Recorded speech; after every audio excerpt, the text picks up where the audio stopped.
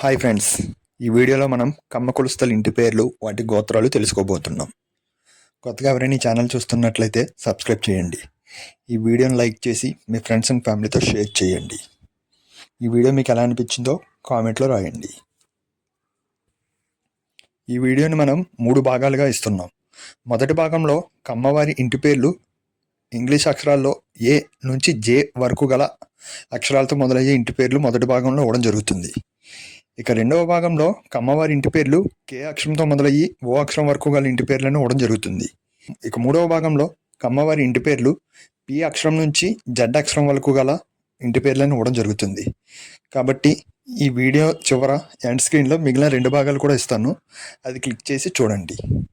అలాగే ప్రతి పార్ట్కి చివర మిగిలిన 2 పార్ట్లు కూడా మెన్షన్ చేయడం జరుగుతుంది. కాబట్టి అక్కడ నుంచి క్లిక్ చేసి మిగిలిన భాగాలు కూడా చూస్తారని ఆశిస్తున్నాను.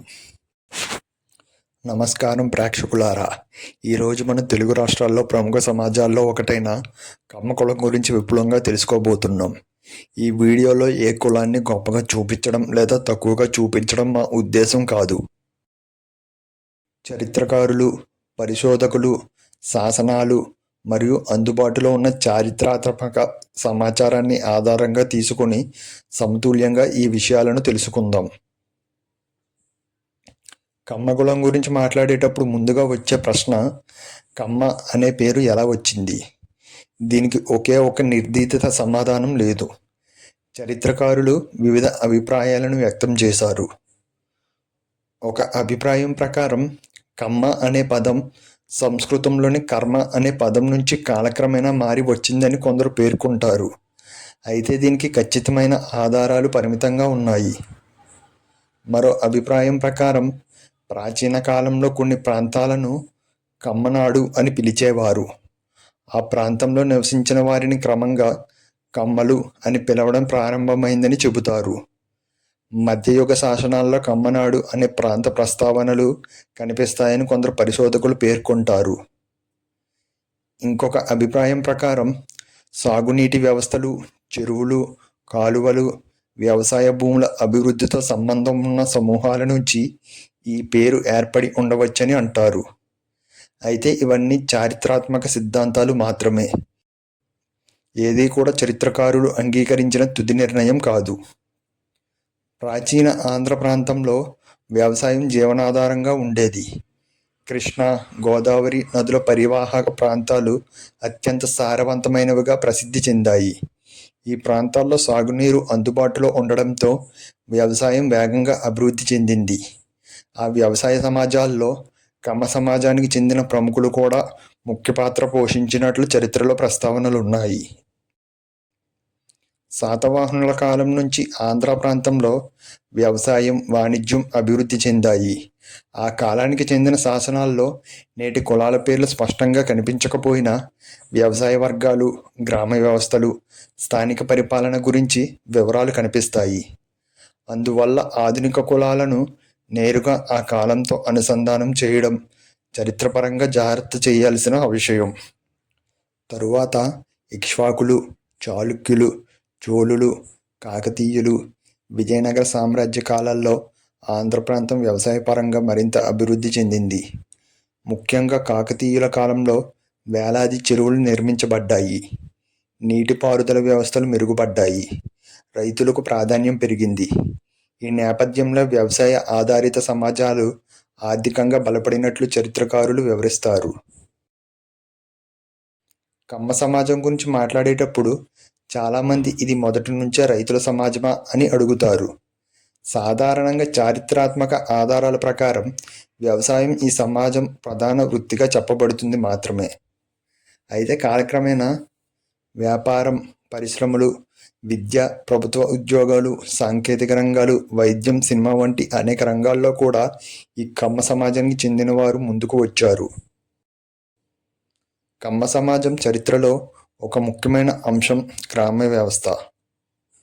గతంలో గ్రామాల్లో భూముల నిర్వహణ, సాగు పద్ధతులు, నీటి వినియోగం, పంటల మార్పిడి వంటి విషయాల్లో అనుభవజ్ఞులైన రైతులు కీలక పాత్ర పోషించేవారు. ఈ కారణంగా వ్యవసాయంలో నైపుణ్యం కలిగిన కుటుంబాలకు మంచి గుర్తింపు లభించింది. మధ్యయుగ కాలంలో కృష్ణా, గుంటూరు ప్రాంతాలు వ్యవసాయ కేంద్రాలుగా అభివృద్ధి చెందాయి. తరువాత బ్రిటిష్ కాలంలో ఆనకట్టలు, కాలువలు నిర్మించడంతో వ్యవసాయం మరింత విస్తరించింది. ముఖ్యంగా కృష్ణా ఆనకట్ట, గోదావరి ఆనకట్టల నిర్మాణం ఈ ప్రాంతాల్లో వరి, మిర్చి, పొగాకు, పత్తి వంటి పంటల సాగుకు గణనీయంగా సపోర్టు చేసింది. దీనివల్ల రైతులు ఆర్థిక పరిస్థితుల్లో మార్పులు వచ్చాయి. చరిత్రలో ఒక ముఖ్యమైన విషయం ఏమిటంటే, ఏ కులం చరిత్ర అయినా కాలానుగుణంగా మారుతూ ఉంటుంది. వేల సంవత్సరాల క్రితం ఉన్న సామాజిక పరిస్థితులు నేటి పరిస్థితులు ఒకేలా ఉండవు. అందువల్ల ఏ సమాజాన్ని అయినా అర్థం చేసుకోవాలంటే ఆ కాలంలో రాజకీయ, ఆర్థిక, సామాజిక పరిస్థితులను కూడా పరిశీలించాలి. కమ్మ సమాజం గురించి తెలుసుకునే సమయంలో మరో ఆసక్తికరమైన విషయం ఏమిటంటే, ఈ సమాజంలో అనేక గోత్రాలు, అనేక ఇంటి పేర్లు ఉన్నాయి. ఒకే ప్రాంతంలో నివసించినప్పటికీ కుటుంబాల మధ్య గోత్రాలు వేరువేరుగా ఉంటాయి. వివాహాల విషయంలో గోత్రానికి ప్రత్యేక ప్రాధాన్యం ఇవ్వడం ఆనవాయితీగా కొనసాగుతుంది. ఈ విధంగా చూస్తే కమ్మ సమాజం చరిత్ర అనేది కేవలం ఒక కులము కథ మాత్రమే కాదు. ఆంధ్ర ప్రాంత వ్యవసాయాభివృద్ధి, గ్రామ వ్యవస్థ, నీటిపారుదల, విద్యా, సామాజిక మార్పులతో కలిసి అభివృద్ధి చెందిన ఒక సామాజిక చరిత్ర అని చెప్పవచ్చు. చరిత్రలో కమ్మనాడు అనే పేరు మధ్యయుగ ఆంధ్రదేశానికి చెందిన కొన్ని శాసనాలు, చారిత్రక గ్రంథాల్లో కనిపిస్తాయి. ఇది నేటి అర్థంలో ఒక జిల్లా కాదు, అప్పటి పరిపాలన విభాగం లేదా భౌగోళిక ప్రాంతానికి ఉపయోగించిన పేరుగా పరిశోధకులు భావిస్తారు. ఈ ప్రాంతం ప్రధానంగా నేటి గుంటూరు, బాపట్ల, ప్రకాశం జిల్లాల్లో కొంత భాగంలో ఉండవచ్చని పలువురు చరిత్రకారులు పేర్కొంటారు. అయితే దాని ఖచ్చితమైన సరిహద్దుల విషయంలో అందరి మధ్య ఏకాభిప్రాయం లేదు. మధ్యయుగ కాలంలో ఆంధ్రదేశంలో వేలనాడు, పాకనాడు, కమ్మనాడు, పలనాడు వంటి ప్రాంతీయ పేర్లు ప్రాచుర్యంలో ఉండేవి. ఈ ప్రాంతాల పేర్లు అక్కడి ప్రజల గుర్తింపుకు కూడా మారేవి. అందువల్ల కమ్మనాడు ప్రాంతంలో నివసించిన కొంతమంది ప్రజలు కాలక్రమేణా కమ్మలుగా పిలువబడి ఉండవచ్చని ఒక చారిత్రాత్మక అభిప్రాయం ఉంది. అయితే ఇది అందరూ అంగీకరించిన తుది నిర్ణయం కాదు. చరిత్రలో ఒక విషయం గుర్తుంచుకోవాలి. నేటి కులాల నిర్మాణం, వాటి పేర్లు, వాటి సామాజిక రూపం వేల సంవత్సరాలుగా ఒకేలా లేవు. కాలక్రమేణా వృత్తులు, ప్రాంతాలు, సామాజిక మార్పులు, రాజ్యాల ప్రభావంతో సమాజాలుగా మారుతూ వచ్చాయి. అందుకే చరిత్రను ఆధునిక దృష్టితో కాకుండా అప్పటి పరిస్థితులను దృష్టిలో పెట్టుకొని చూడాలని పరిశోధకులు సూచిస్తారు. కమ్మ సమాజం గురించి మాట్లాడేటప్పుడు తరచుగా వినిపించే మరో అంశం గోత్రం.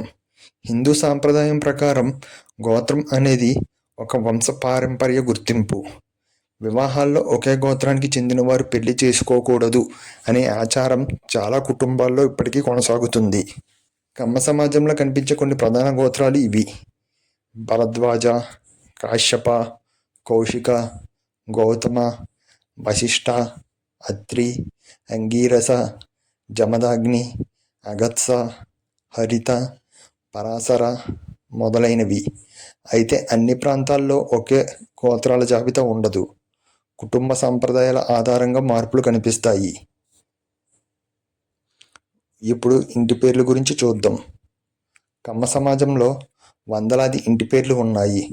ఉదాహరణకు నందమూరి, దగ్గుబాటి, గల్లా, యార్లగడ్డ, దేవినేని, కోడెల, రాయపాటి, కేసినేని, మాగంటి, ఆలపాటి, వల్లభనేని, కొనకళ్ళ, పరిటాల, పిన్నమనేని, ధూళిపాల, చుండూరు, కాట్రగడ్డ, వేమూరి, మద్దిపాటి, తుమ్మల, పిన్నింటి వంటి అనేక ఇంటి పేర్లు కూడా కనిపిస్తాయి.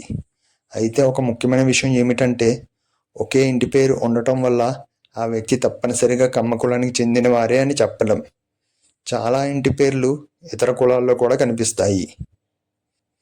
చరిత్రలో కమ్మ సమాజానికి చెందిన ప్రజలు ప్రధానంగా వ్యవసాయం చేసినప్పటికీ అందరూ ఒకే వృత్తిలో ఉండేవారు కాదు.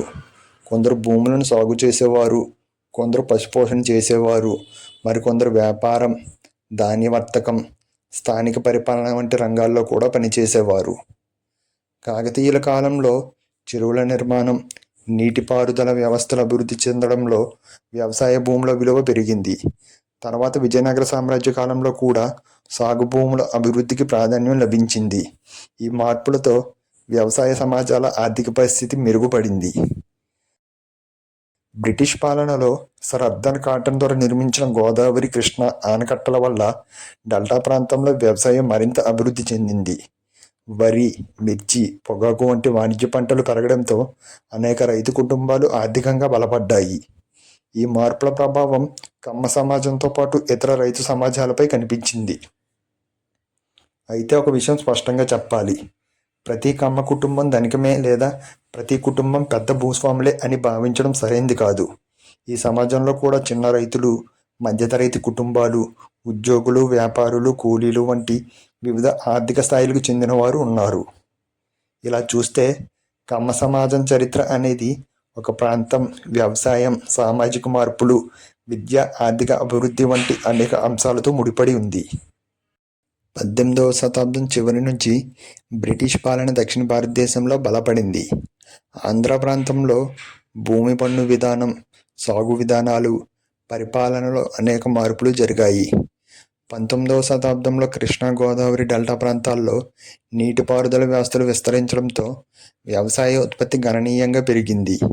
ఈ అభివృద్ధి కేవలం కమ్మ సమాజానికే కాదు, ఆ ప్రాంతంలోని అనేక రైతు సమాజాలకు ప్రయోజనం చేకూర్చింది. అదనపు ఆదాయం రావడంతో కొంతమంది రైతు కుటుంబాలు తమ పిల్లలకు విద్య అందించడం ప్రారంభించాయి. ఇంగ్లీష్ విద్య, కళాశాలలు, పట్టణాలకు వలస వంటి మార్పులు ఈ కాలంలో వేగం పుంజుకున్నాయి. చదువుకున్న యువత ప్రభుత్వ ఉద్యోగాలు, న్యాయ వృత్తి, వైద్యం, ఇంజనీరింగ్ వంటి రంగాల్లో అడుగుపెట్టారు. స్వతంత్ర ఉద్యమ సమయంలో కూడా ఆంధ్ర ప్రాంతంలోని వివిధ సామాజిక వర్గాలకు చెందిన అనేక మంది ఉద్యమాల్లో పాల్గొన్నారు. కమ్మ సమాజానికి చెందిన కొందరు నాయకులు కూడా స్వతంత్ర ఉద్యమం, సామాజిక సేవ, విద్యా సంస్థల అభివృద్ధిలో భాగస్వాములయ్యారు. అయితే ఇది ఒకే సమాజం కృషి కాదు, అనేక వర్గాల సమిష్టి పాత్రతో స్వాతంత్ర పోరాటం సాగింది. స్వాతంత్రం తర్వాత భారతదేశంలో వ్యవసాయంతో పాటు పరిశ్రమలు, విద్య, పట్టణీకరణ వేగంగా పెరిగాయి. ఈ మార్పులకు అనుగుణంగా కమ్మ సమాజానికి చెందిన అనేక మంది వ్యాపారులు, పరిశ్రమలు, రియల్ ఎస్టేట్, రవాణా, ఐటీ, వైద్యం వంటి రంగాల్లోకి ప్రవేశించారు. తెలుగు సినీ పరిశ్రమ అభివృద్ధిలో కూడా ఈ సమాజానికి చెందిన పలువురు ప్రముఖులు తమ వంతు పాత్ర పోషించారు. ఉదాహరణకు నటులుగా, నిర్మాతలుగా, స్టూడియో యజమానులుగా, సాంకేతిక నిపుణులుగా అనేక మంది సేవలు అందించారు. అయితే తెలుగు సినిమా విజయానికి అన్ని సామాజిక వర్గాలకు చెందిన వేలాది కళాకారులు, సాంకేతిక నిపుణులు కలిసి కృషి చేశారని గుర్తుంచుకోవాలి. రాజకీయాల్లో కూడా కమ్మ సమాజానికి చెందిన ప్రముఖ నాయకులు రాష్ట్ర, జాతీయ స్థాయిలో సేవలందించారు. ప్రజాస్వామ్యంలో ఎన్నికల ద్వారా వివిధ కులాలు, ప్రాంతాలకు చెందిన నాయకులు ప్రజాప్రతినిధులుగా ఎన్నికవుతుంటారు. కాబట్టి రాజకీయ చర్చలను వ్యక్తుల పనితీరు, విధానాల ఆధారంగా చూడటం మంచిది, కులం ఆధారంగా కాదు. విదేశాలకు వలస కూడా ఒక ముఖ్యమైన అధ్యాయం. 1980ల తర్వాత అమెరికా, కెనడా, ఆస్ట్రేలియా, యూరప్ వంటి దేశాలకు ఆంధ్రప్రదేశ్ నుంచి పెద్ద సంఖ్యలో విద్యార్థులు, ఉద్యోగులు వెళ్ళారు. వారిలో కమ్మ సమాజానికి చెందిన వారు కూడా ఉన్నారు. నేడు వారు ఐటీ, వైద్యం, పరిశోధన, వ్యాపారం వంటి రంగాల్లో పనిచేస్తున్నారు. అలాగే ఇతర అనేక తెలుగు సమాజాలకు చెందిన వారు కూడా ప్రపంచవ్యాప్తంగా స్థిరపడ్డారు. ఇప్పటి తరంలో కమ్మ సమాజానికి చెందిన యువతలో కూడా వృత్తుల్లో విభిన్నత కనిపిస్తుంది. గతంలో వ్యవసాయం ప్రధాన వృత్తిగా కాగా నేడు సాఫ్ట్వేర్, స్టార్టప్, సివిల్ సర్వీసులు, రక్షణ రంగం, బ్యాంకింగ్, బోధన, పరిశోధన, మీడియా వంటి అనేక రంగాల్లో కమ్మవారు పనిచేస్తున్నారు. అయితే ఒక ముఖ్యమైన విషయం గుర్తుంచుకోవాలి, ఏ సమాజంలోనైనా ఆర్థిక పరిస్థితులు ఒకేలా ఉండవు. కమ్మ సమాజంలో కూడా చిన్న రైతులు, మధ్యతరగతి కుటుంబాలు, ఉద్యోగులు, వ్యాపారులు, పెద్ద పారిశ్రామికవేత్తలు అందరూ ఉంటారు. ఒక సమాజంలో ప్రతి వ్యక్తి ఒకే స్థితిలో ఉంటారని భావించడం సరైంది కాదు. ఈ విధంగా కమ్మ సమాజం చరిత్ర అనేది వ్యవసాయం నుంచి ఆధునిక విద్య, వ్యాపారం, పరిశ్రమలు, రాజకీయాలు, సినిమా, ప్రపంచవ్యాప్త వలసల వరకు విస్తరించి ఒక సామాజిక ప్రయాణంగా సాగింది. ఇక కమ్మ కులానికి సంబంధించిన అపోహలు, నిజాలు ఏమిటో చూద్దాం. కమ్మ కులం వేల సంవత్సరాలుగా ఉంది అనే భావన ఉంది, కానీ ఇది ఖచ్చితంగా నిజమని చెప్పలేము. కమ్మ అనే పేరు మధ్యయుగ కాలంలో స్పష్టంగా కనిపించడం మొదలయ్యింది.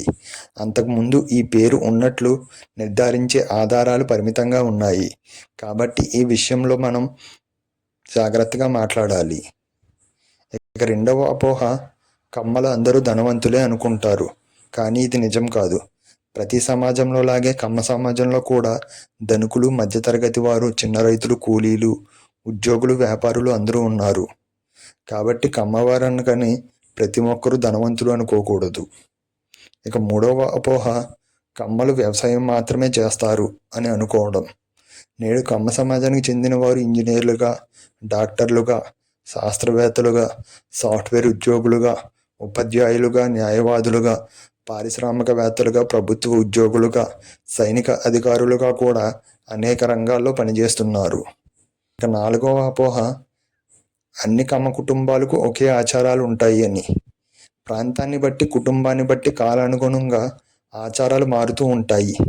గుంటూరు ప్రాంతంలో సాంప్రదాయాలు గోదావరి జిల్లాల సాంప్రదాయాలతో కొంత భిన్నంగా ఉంటాయి.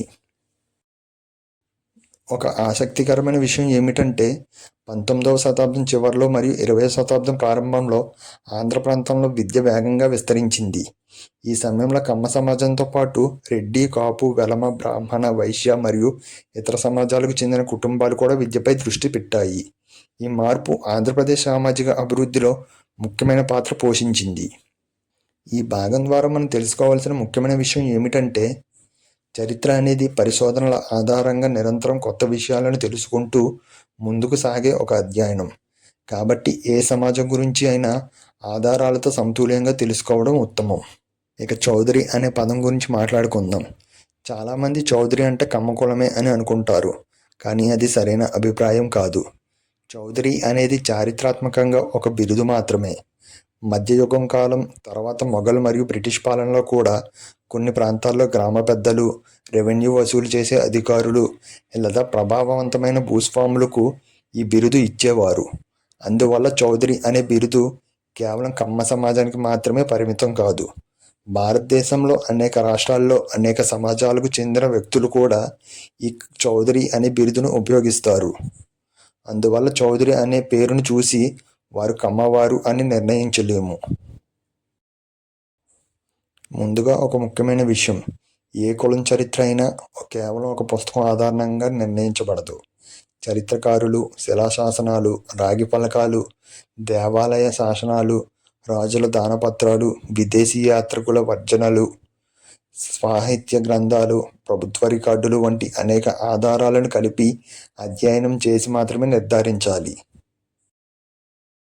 ఇంకా కమ్మ కులం ఎప్పటి నుంచి ఉంది అనే విషయంకి వస్తే, కమ్మ అనే పేరు మధ్యయుగ కాలానికి చెందిన ఆధారాలు స్పష్టంగా కనిపిస్తుంది. అంతకంటే పూర్వకాలం గురించి నిర్ధారిత ఆధారాలు పరిమితంగా ఉన్నాయి. ఇక కమ్మలు ఒకే ప్రాంతంలో ఉంటారంటే అది కూడా కాదు.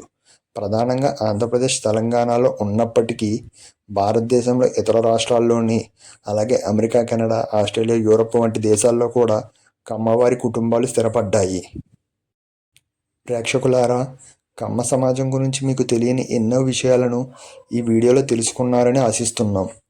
ఈ వీడియోలో చెప్పిన సమాచారం చారిత్రాత్మక పరిశోధనలు, అందుబాటులో ఉన్న ఆధారాలు మరియు వివిధ చరిత్రకారుల అభిప్రాయాల ఆధారంగా సమతుల్యంగా అందించబడింది. మీకు ఈ వీడియో నచ్చితే లైక్ చేయండి, మీ అభిప్రాయాన్ని కామెంట్లో తెలియజేయండి.